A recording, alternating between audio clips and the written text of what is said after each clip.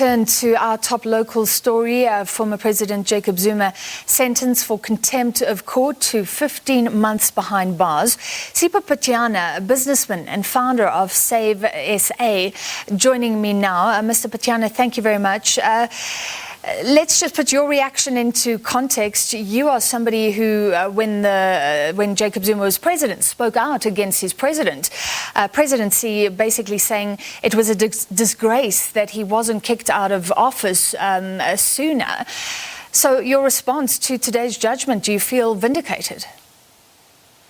Francis, thank you very much. Good evening to you and your viewers. This judgment is indeed very thoughtful, considered, highly educational for all of us as citizens about how a constitutional democracy works. It affirms key tenets of our democratic system. Firstly, the supremacy of the rule of law, and that none of us is above the law, and we have to conduct ourselves within the framework of the law. The second one is that we are all equal before the law. If an ordinary citizen was in contempt of court, and they would be subjected to court processes that ran the risk of their being interned in the way that this judgment has concluded.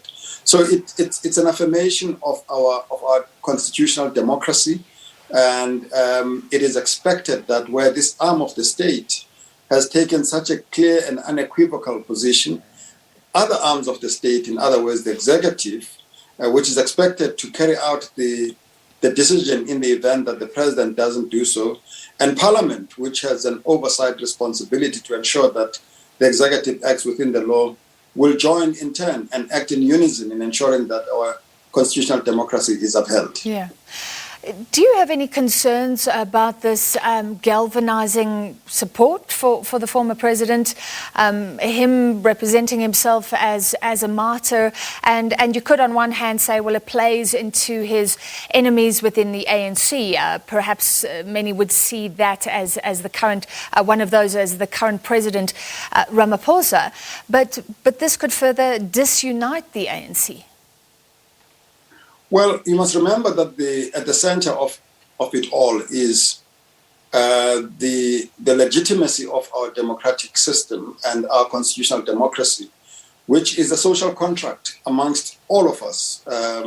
After all, remember, President Zuma was one of the key negotiators of this constitution. So this is a framework of governance that he was at the heart of its negotiating. And secondly, that the Commission of Inquiry that is now proceeding to undermine, he established, is one of the last acts that he undertook before he left office.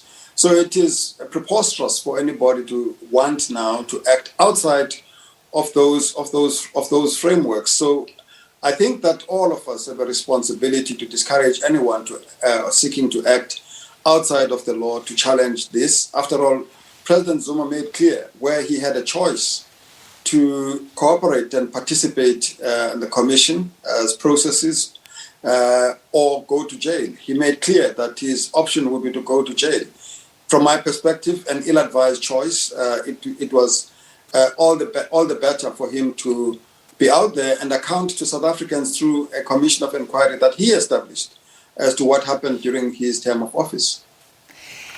Can we go back in time a little bit?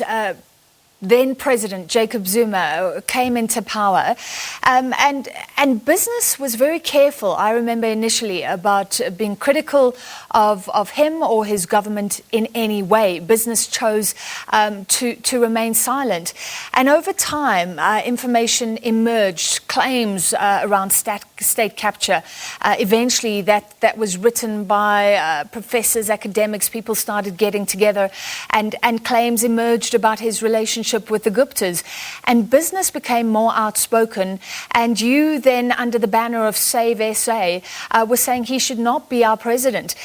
Can you take us back to that time as the information started coming out, as attitudes changed and you realized you wanted to speak out?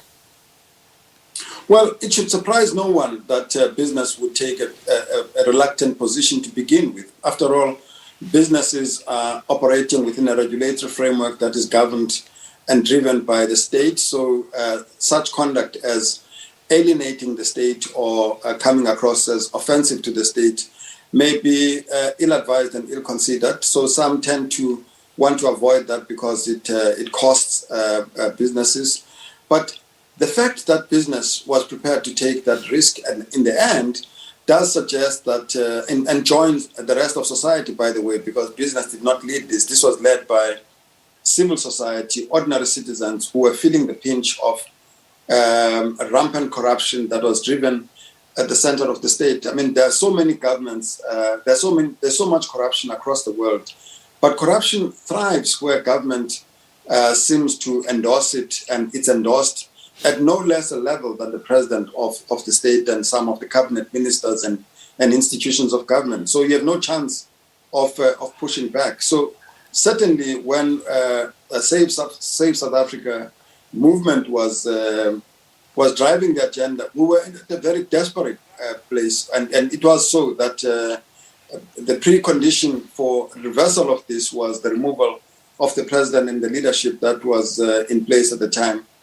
driving and enabling the state capture to happen. And of course, since then, the revelations that have come through the State Capture Commission confirm everything that we said at the time, that this was a systematic disenablement of the state, and we're suffering the consequences of that. You can see how much the state is weakened at every level, and we are embarking on a journey of rebuilding, even as when we are impatient with some of the inadequacies that we witness in the state system. Today, we have to be reminded all the time that this was a really number of years of orchestrated, deliberate disablement and undermining of the effectiveness of the state. All right, thank you for your time tonight. Welcoming today's judgment, Sipho Pityana, businessman and founder of Save SA, that was speaking out against Jacob Zuma's presidency while he was in office.